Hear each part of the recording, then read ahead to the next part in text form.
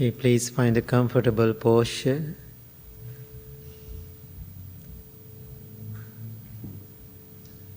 Keep your back straight as much as you can. Gently close your eyes.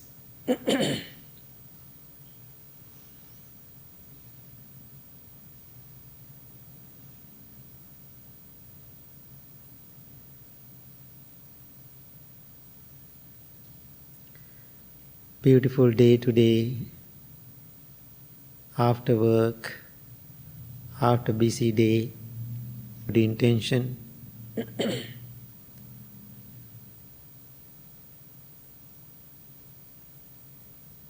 Ask yourself a question, why I am here? What is the purpose?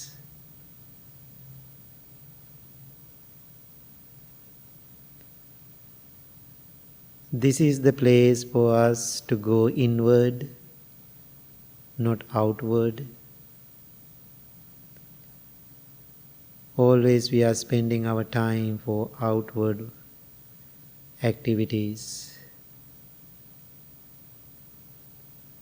That's why we are creating more negativities, difficulties, situations. When we are going inward, you will see who you are, how you feel.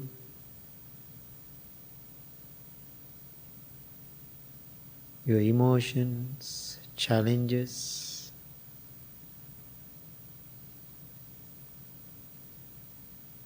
I think this is the purpose to be here. Having that intention in your mind, take deep, long breath and hold. Then release, then relax your body, relax your mind. Maybe you can do 2 more times.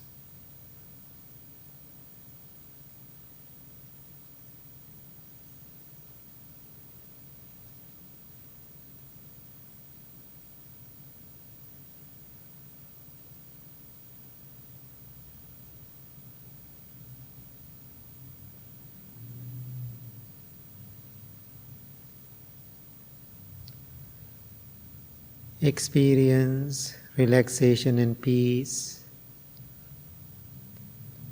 Feel harmony with your body. Feel close to yourself.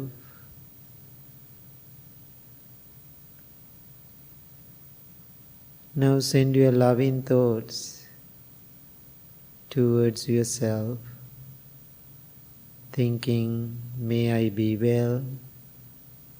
May I be happy. May I be peaceful.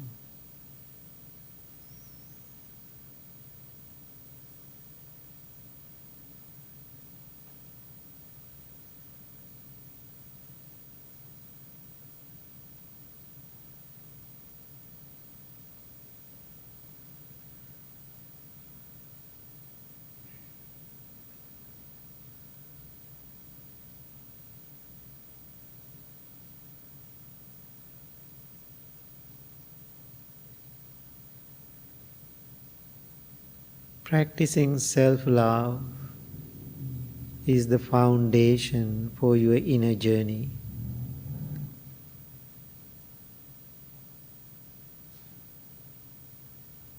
It is almost like building a home.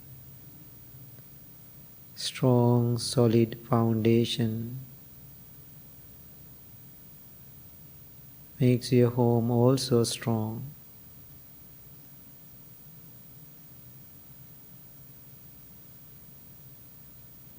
When you are practicing self-care, self-love, you are laying strong foundation for your inner journey.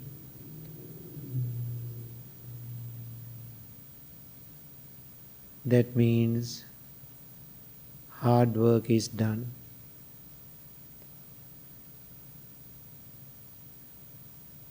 May I be well. May I be happy. May I be peaceful.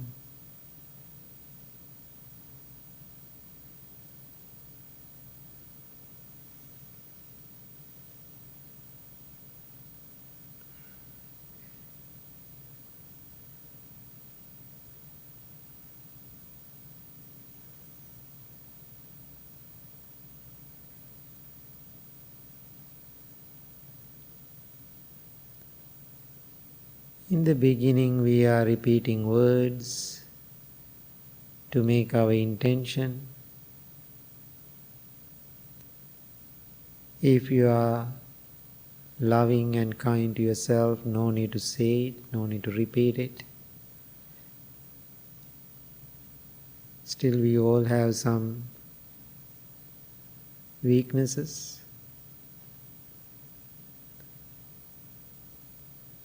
That's why we are making this intention or wholesome thought in your mind. Then maintain that skillful thought in your mind.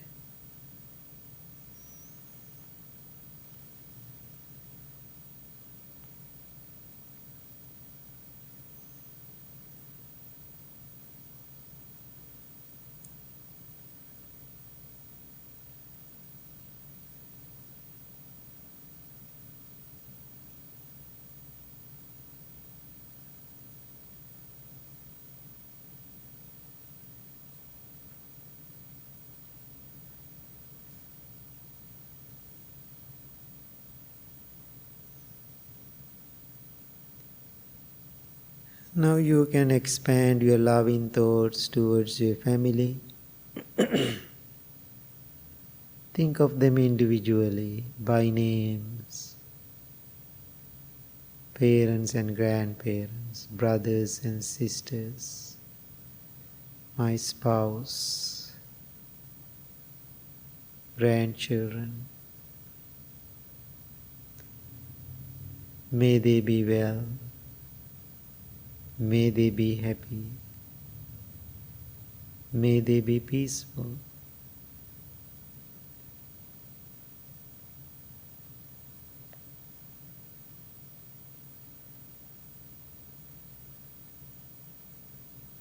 If they are lovingly connected to you, it is very easy for you to practice loving kindness towards them. There is no hard feeling. However, how about difficult, negative, or challenging family members? When you think of them, how do you feel right now? What do you see in your mind? Are you angry or disappointed, or you don't want to think of them? That's not the solution. Change your perspective. Whatever they did, that is their responsibility. But your job is keep sending loving thoughts towards them. May they be well. May they be happy. May they be peaceful.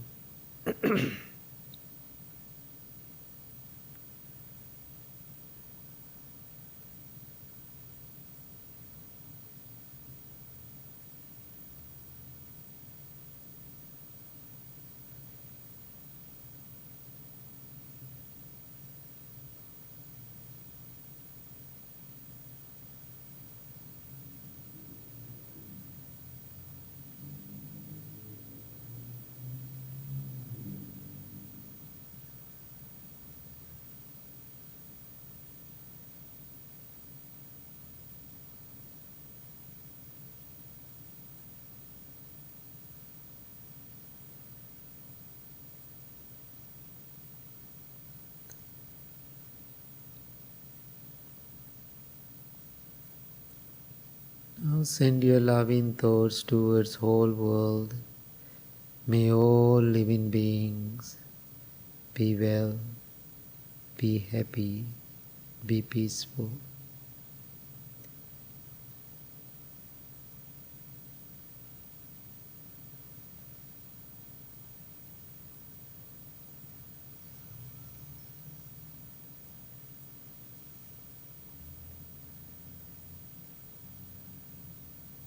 As I said, just maintain that skillful thought in your mind. Don't try so hard.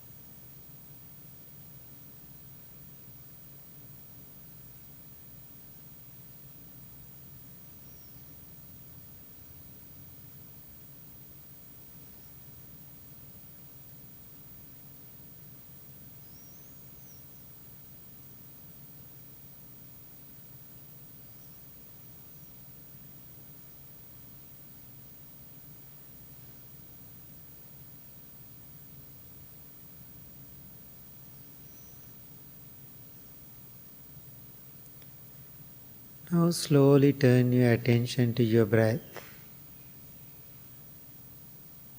It means your life. When we are focusing on our breath, it doesn't mean we are practicing a religion.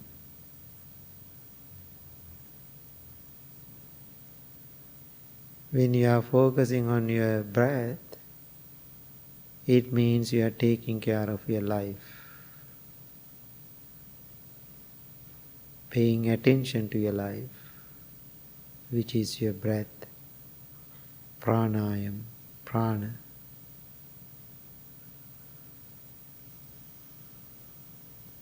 Every breath you take in, you take out, is taken mindfully. Focus on your natural, ordinary breath.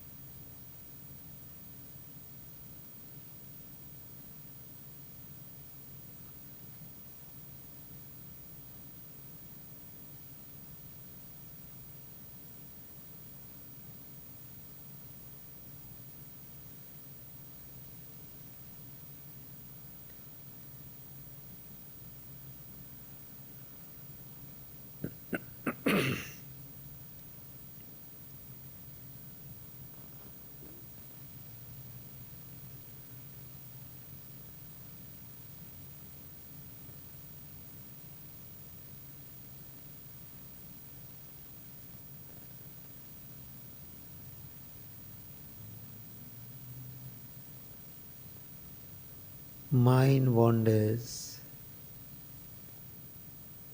Is it challenging for you?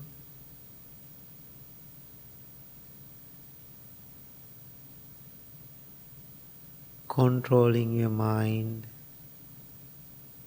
or controlling your thoughts or emotions or feeling is not meditation. Observing them, understanding them, finding the root cause,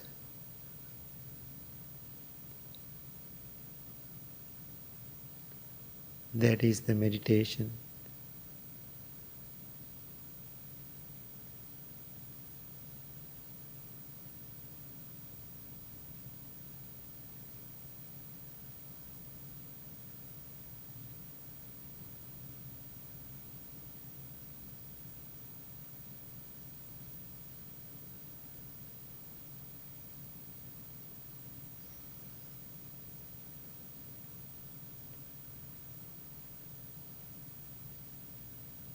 We all have begun a journey into our minds and heart, journey of discovery and who and what we are.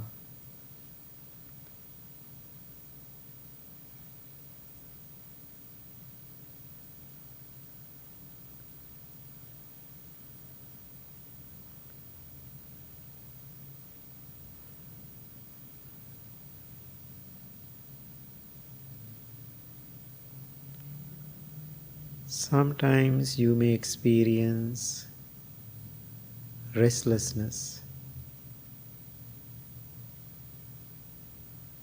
sleepiness, laziness,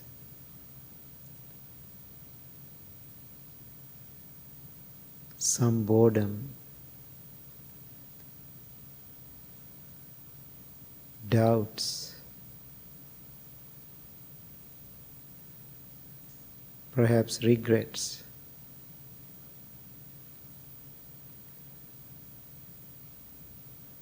Be aware about them. Smile to them.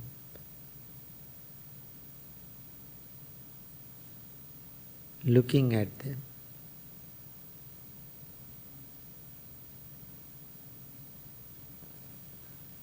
Ask, why are you here?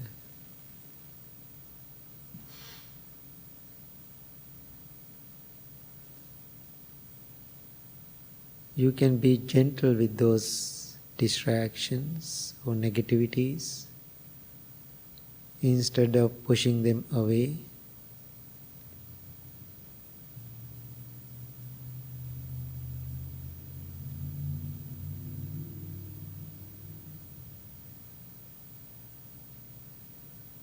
When we have some guests come to your house, how do you treat them? With love, with compassion, acceptance. Same way, instead of making negative connection with them or rejecting them, be gentle with them. Treat them with love. Then they will leave without disturbing you.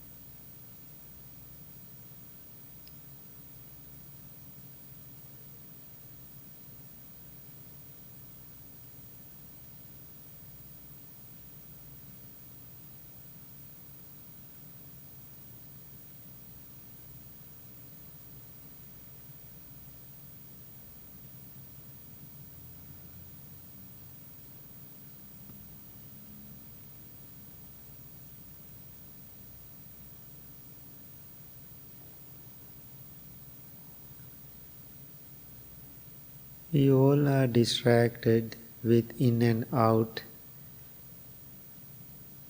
situations.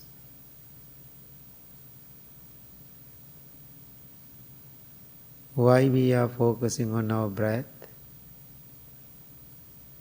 To calm down our body and mind. When we are distracted, we cannot see who we are, the depth of our lives, what is going on. We are making negative decisions.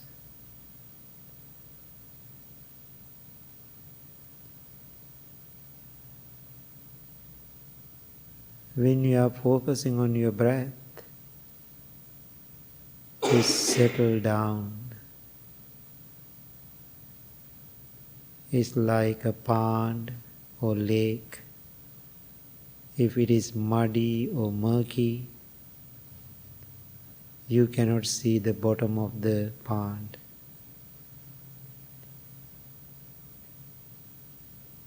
If you are distracted, how you are going to see yourself clearly?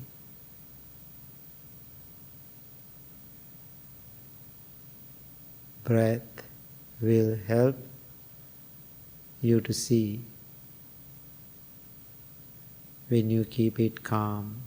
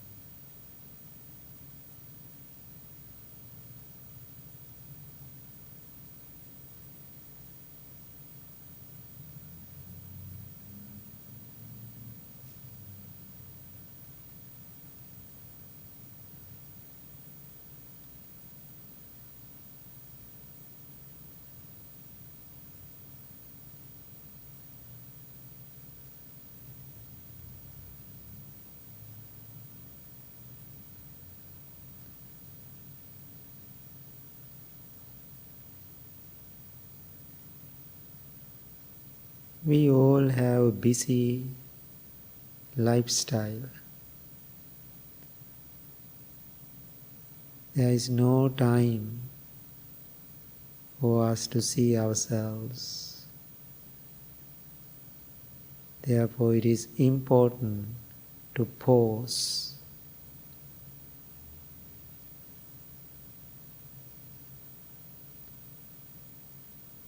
Think to yourself, pause is my friend.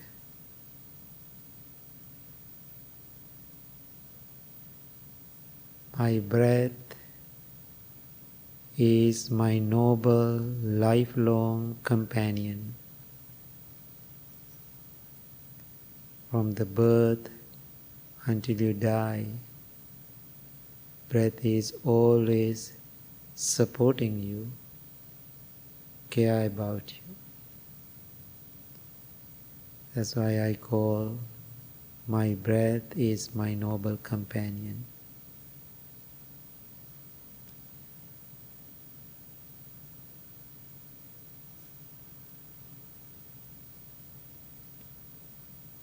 You cannot breathe last moment.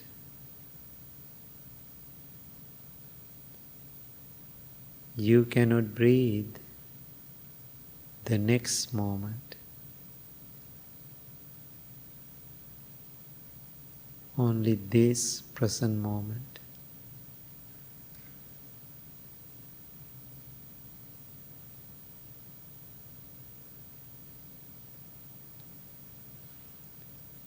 If you want to change your posture, please change at any time. Be kind to your physical body. It is okay to change. Meditation is not a punishment.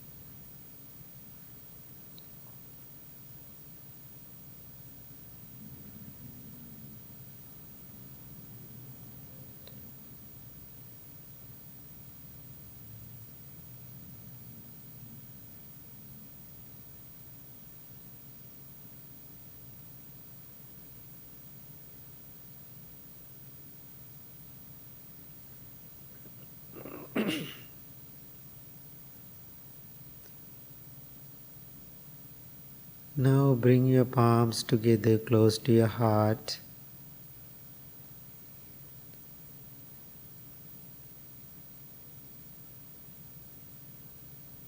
We call bow,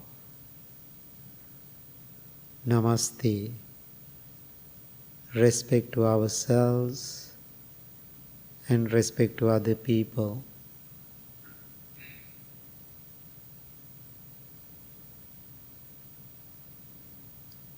Second meaning is receive and going inward, not outward. And third meaning of bowing is surrender,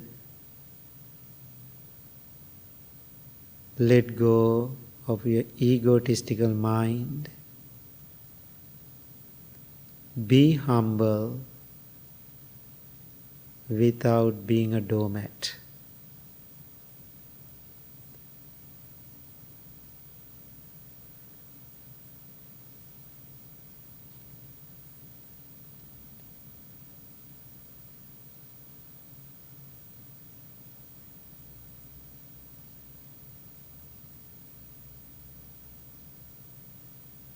Now think to yourself, I can keep my mind like this.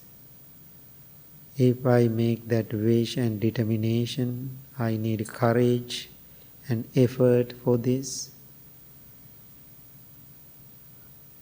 Suffering is optional.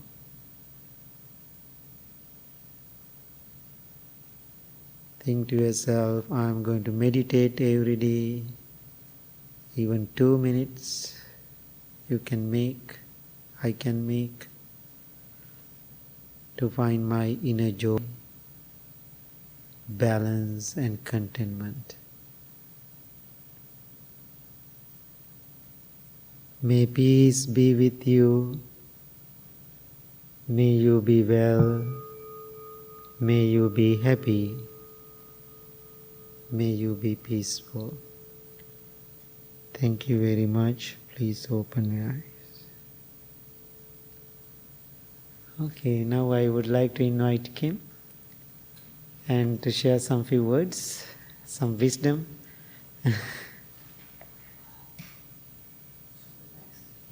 Yeah, you can go to the podium, yeah.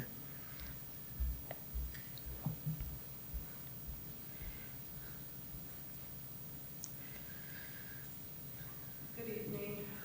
I was asked by Rebecca, first thank you, Bhante. Thank you. I was asked by Rebecca to speak a little bit this evening regarding my spiritual journey. And actually, while meditating tonight, some notes I had taken, I kind of thought to backtrack and change. So I thank you ahead of time for indulging me. This changes a little bit as I go. Given through meditation, that's kind of an addition to it. When I started thinking about my spiritual journey, I actually started thinking about my spiritual journey with Buddhism and meditation. But actually in the meditation tonight, I thought that really wasn't true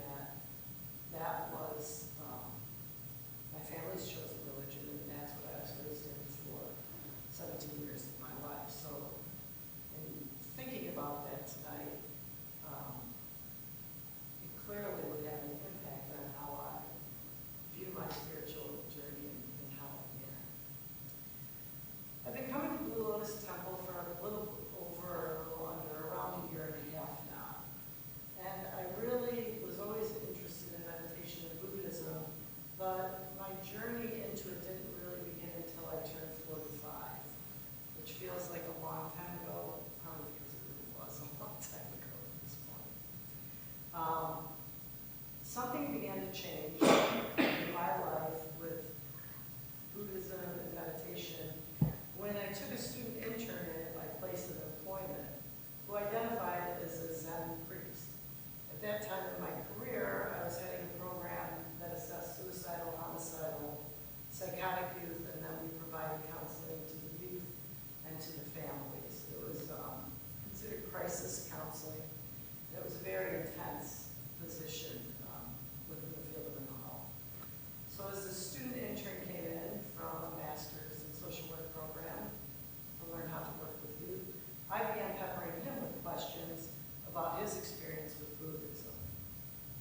And we spent quite a bit of time talking about his experience and the beliefs and meditation, etc. He did run a meditation group in the area, but something at that point held me back from attending his meditation group. And in thinking about that, I believe that his style and the way he was presenting his version of Buddhism and meditation just didn't click for me at that time. I think it's important to spend a little bit of time thinking about this. And I think that in looking back, you have to make sure that the Sangha you choose is a good fit for you. And remember that the people you meet when you first attend a temple make a lasting impression on whether or not you'll feel comfortable, accepted, and free enough to be vulnerable. Because in my experience, vulnerability does come up through meditation and through this practice. My experience with my Zen priest intern turned sour as it felt like the conversations were filled with his ego. Most conversations turned into him speaking about himself and the wonderful ways he mastered, in air quotes, Buddhism. I guess the time that he told me a story about going in to buy tea, and the shop owner at the tea shop was telling him how long to steep the tea, and he was quite offended by this because he considered himself master tea brewer, I guess. And in his retelling of this story to me, it just felt like the smugness and arrogance that he was displaying while he was saying this, instead of taking that he walked into a tea shop and the tea shop owner is being helpful and saying, oh, you steep this tea for 3 more minutes, you boil it this long, or whatever it is you do. So that was another reason that my spiritual journey continued without doing any meditation or going to a Buddhist temple. So then I started searching online. So I'm looking online for meditation, Buddhist temples, etc. And what I found was Shambhala in Chicago. So I shared with my wife that they were having a weekend retreat at Shambhala for beginners to learn meditation. And for my 45th birthday, she reserved 2 spaces for us because I certainly didn't want to go alone, and she had no interest in it whatsoever. So, but that was what I got for my birthday present, and I was very, very grateful for that. So that was the true beginning of my introduction into meditation, Dhamma, Sangha, and Buddhism. Through this experience, I slowly formed a daily meditation practice. I traveled to Shambhala to meditate in person and participate within the Sangha every week. I completed their classes on the way of Shambhala. I attended numerous weekend retreats in various areas. I went through various in-person and online courses. So I really began developing my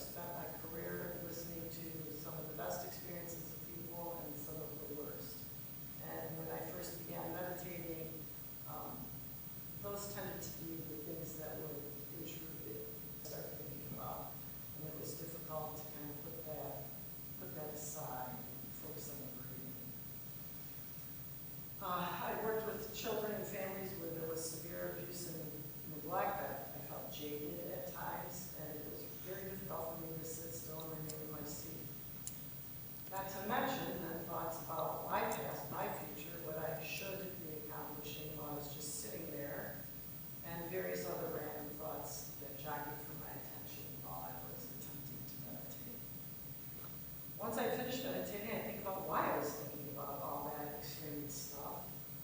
I would think to myself, it's not that important, nor do I really care about it, but at the moment when I was meditating, these thoughts would seem to really scream for attention. I wouldn't give many of those thoughts that would scream for attention during my meditation a second thought once I finished meditating. So it's not like they were thoughts that would continue lingering in my mind after meditation. And I'm sure many of you here this evening know what I'm talking about as I say that. I'm a type A personality, so one of the challenges I faced in developing my practice was not going full throttle ahead. I can take something, as you call me, and make it stressful without really trying all that hard at all. And that's what I began doing with my meditation practice. For example, I started with 10 minutes of meditation, so just sit for 10 minutes, which in the beginning was very difficult to do. And that was fine for me for about a week. And then my type A personality would kick in, and we had to up that 10 minutes. That wasn't going to be good enough anymore. And then I'd have to increase it. We meditated in the morning for 10 minutes, and in the evening 10 minutes wasn't enough. Maybe we should add lunchtime and bump that up a little more. Well, needless to say, that made my meditation practice more stressful for me than relaxing me. I feel like I was just trying too hard. Realize now that there was another way in which I was trying to control the process instead of just participating in the process. So slowly, I learned to let go, relax, not set guidelines for my meditation training and practice. I didn't have to treat it like I was training to run a marathon. I could just sit and meditate for however long my schedule, my day would allow. And I tried to make a commitment to do that, to stay in the moment as much as I could and being okay with that and saying to myself that that was enough. All of this slowly began to change through building a daily practice, studying the Dhamma, regularly participating in my Sangha. My feelings of anxiety while meditating slowly began to decrease and lessen. I found that I could indeed sit in my seat and return to my breath more quickly once I noticed my mind wandering. And my training time was labeled with thinking, return to the breath, thinking, return to the breath. And certainly, you should relate to this as well. I felt like I was saying thinking more than actually breathing or returning to the breath for a long time. Still sometimes that happens. I became more comfortable with the process, and I found I enjoyed the calming effects I was feeling after meditating. I also found that I did start going inside a little bit more, and I became slightly more patient. I'm not a very patient person, but slightly more patient. Then the true nature of impermanence manifested in my life once again. And I very much enjoyed Shambhala and the trainings I was obtaining through Shambhala. But negative events with leadership occurred, and these aren't opinions, these are actual facts of what happened within the Shambhala community. So there were allegations against the spiritual head of the Shambhala community. They were quite shocking and of the nature of exploiting other human beings, especially female members within the community. The allegations were that they had gone on for some time. So this is actually what happened. It led me to question where I was a member and what I had been practicing and putting my trust in. And slowly I found myself withdrawing from the Shambhala community because the community which I loved was being torn apart from the inside through this incident. So community members were, once it felt like a loving, caring environment, people started taking sides and choosing sides and arguing right and wrong and things like that. And I didn't want any part of that conflict or any part of what was occurring within that community. So throughout that whole process, I was also struck with the victims within this that led to the spiritual crisis within the community seemed to be forgotten in conflict, and the focus and messages appeared to be more business-oriented rather than healing. So I had decided that I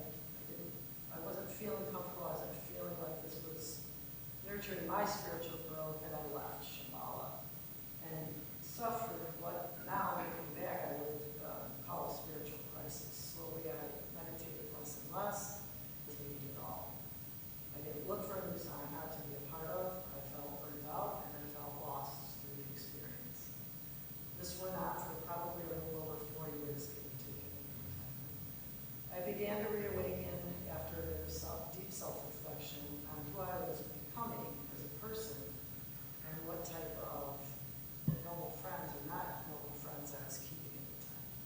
So I started feeling spiritually lost and vacant once again.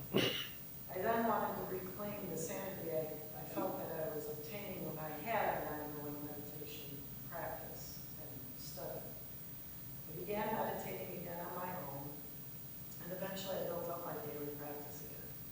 My anxiety decreased, I felt less reactionary to things that were going on around me, and more able to stay in the present moment. In case you misinterpret my words to mean I can always stay in the present, well, nothing could be further from the truth.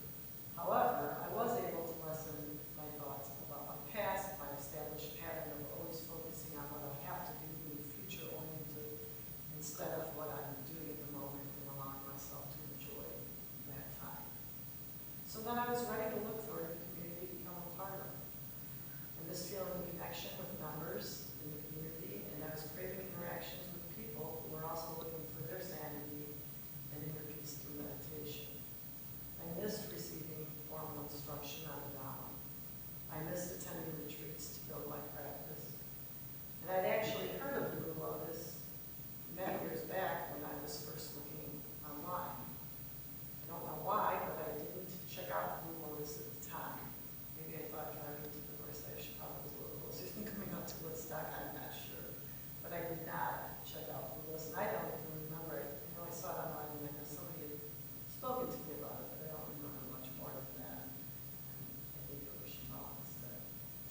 But now I felt ready, and after weeks of looking at Blue Lotus's website, which I'm sure many of you that come for the first time can identify with, feel a little anxiety about coming to a new place where you don't know them, tend to memorize the website and try to get a feel for who the people are and what it will be like once you enter into the building.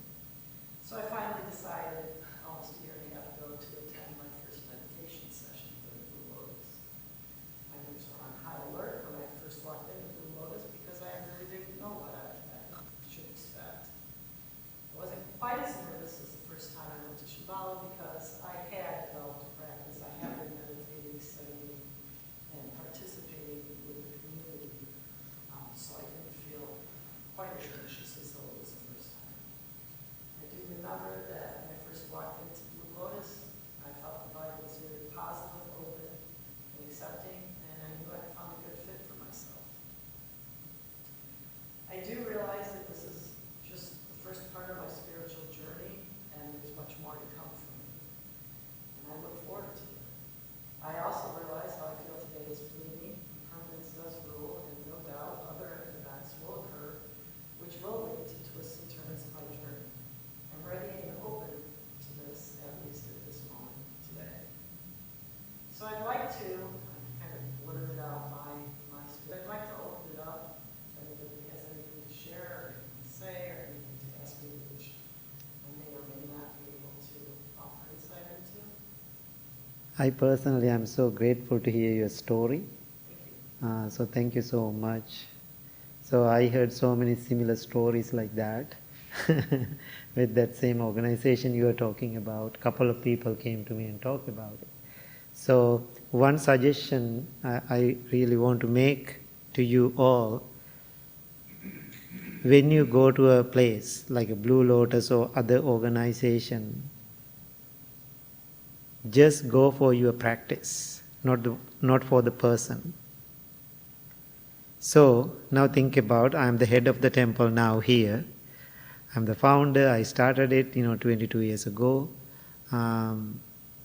Maybe one day I will change. That's the nature of the human condition. But whatever I was teaching you, so maybe it's help you. So therefore, you can respect the teacher. I totally understand. Come for the teachings. So don't come for Bhante Rahul or me. So usually that's the nature of a human condition. We all do. We listen to a teacher, then we are falling in love with the teacher. So I remember a long time ago, somebody, other monk told me, somebody walked into the building for meditation Wednesday night or something like that. Then they walk in, he looked around and didn't see me. Right? Then he asked, where's Bhante Sujatha? Now, other monk said, he's not here. No, that means I'm not coming, I'm going. That person didn't come to meditation. So be careful with that. So you are coming for your inner journey, not for the person. It's really important, So that's the one reason Buddha, before he passed, his attendant asked from the Buddha, after you leave, who is going to be the leader of this order? Buddha said, nobody. Nobody going to be the leader after I die. It's very interesting. So then he said, who is going to guide us? Buddha said, my teachings. My teaching guide you, not a person. So in the Buddhist order, Buddhist path, there is no hierarchies. So now here, everybody respect me, I'm the senior, I'm the founder, that's it. I'm respecting to my teachers and my masters, that's it. They are not hierarchy of the Buddhism or Buddhist teaching. Sometimes people asking, Dalai Lama is the head of the Buddhism. No, we don't have a head. So only guidance we have, the teachings. So I'm so grateful to hear that story. Thank you. Anybody have any thoughts? We have 5 more minutes. Are you still doing the same job in like the high stress sort of environment? I just came from a similar kind of place, and I can relate to the anxiety of using nature, of taking home on. And so, are you still there? And how has your practice maybe changed your relationship with work? So I'm not, I was leading a program that worked with the children and adolescents, and I did not stay with that. I developed my own private practice. So I was in private practice for years, which brings a different kind of stress. And then I did what anyone with common sense wouldn't do. I went into higher education, so I began teaching in master's social work programs, and I currently have a leadership role at a university within that. So it's interesting that my career kind of morphed as my spiritual journey morphed. So changed. But that job, crisis intervention in nature, working with abused children like that, it's a burnout job. I mean, it's a high burnout job. It's the things that nobody wants to think or hear that other people are doing to other people. And you can't believe that. And so you can only, I feel like personally, I can only do that, all the time when practice in the world wasn't going to let you release all of that. And so I think that, after having done that for, it was about 15 years, that was it. And that's a long time in that field. Oh my God. Yeah. And prior to that, I was working with adults who are mentally ill, severely mentally ill. So I was working at the time they call them intermediate care facilities in Chicago with adult mentally ill. And they live there. So I just love the high stress jobs. Anything else? Okay. But it was very, I remember when I did first start meditating, the focus was on breath. Oh my gosh. That was just, I don't know, it was crazy anxiety that I first experienced when I did that. That's so normal. That's so normal. Yeah. So sometimes people are thinking when I'm going to start to practice meditation, I'm going to be peaceful. So one day I was doing after I opened the Blue Lotus, so I did the first day retreat with our community in Harvard. So after I start the retreat, it's a silent retreat, first silent retreat. I said to people, okay, my friends, okay, I gave all the instruction throughout the whole day, even during the lunch, no talk. So watch yourself, and I was doing my practice, everybody's doing practice. I can see, I'm watching people. End of the retreat, I asked, how was it? So one member of the temple said, I'm so glad you announced in the morning you are not going to have a peaceful experience during this retreat. I'm so glad you said that. Otherwise, I felt I was so angry during the retreat why all the emotions keep coming and bombarding, and I felt I want to kill Bhante Sujatha. And he said that. Then I asked, why? Why you are the one put into the situation for me to be quiet. So therefore, meditation in the beginning, it is not always fun. So prepare for the worst. So in Indian Ayurvedic medicine, when people go, Western medicine always give the pills, done, right? So Ayurvedic medicine, we give the medicine to make the problem worst. Then they are treating after that.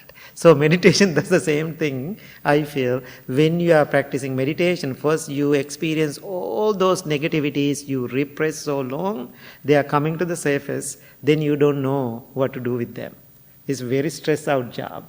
So that's why we need the Sangha, it's a community or noble friend to talk and ask some questions, and that way we can handle it. So just keep those thoughts in your mind.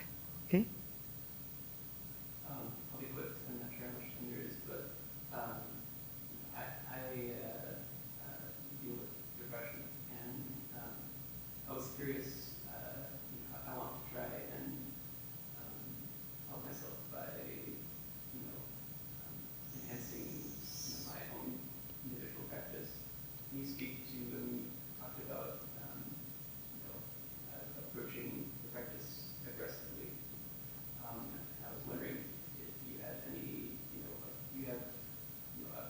did you learn anything that you might think is insightful about what's effective in terms of the practice or not?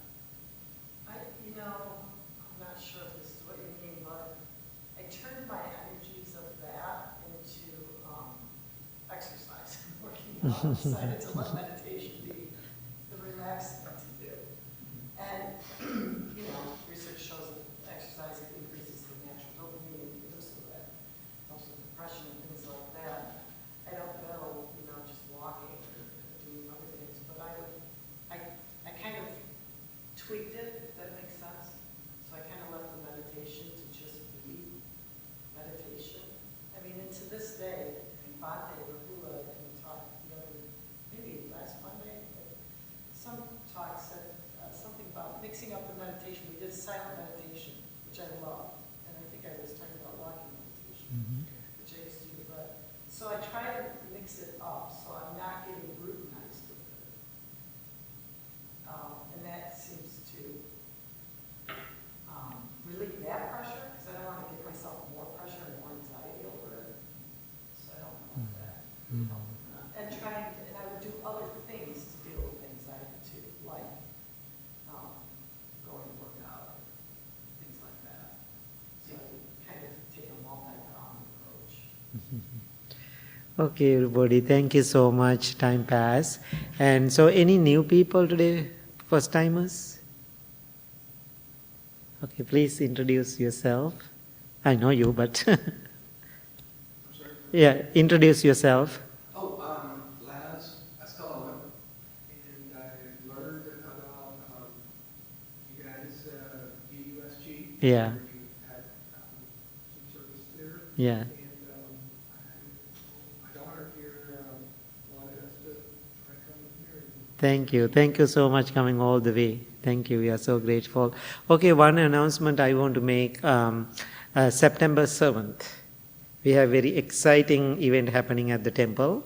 And our healing unity garden, we are opening to public.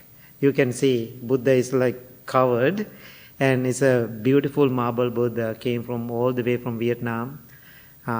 So we are going to dedicate that because we have Mother Mary and Jesus and Buddha and all spiritual icons are here. So therefore we are inviting Saturday, September 7th, everybody to join. We are doing our regular meditation. Then we are dedicating that medicine Buddha outside. So that means we have outside meditation garden. Even temple is shut down, not always open. So people can come and meditate even in the evening, at night. So therefore, please join, bring your family, and if you are join to that event, please bring some flowers and to open the Buddha that day. Okay? Thank you so much. Please stand up.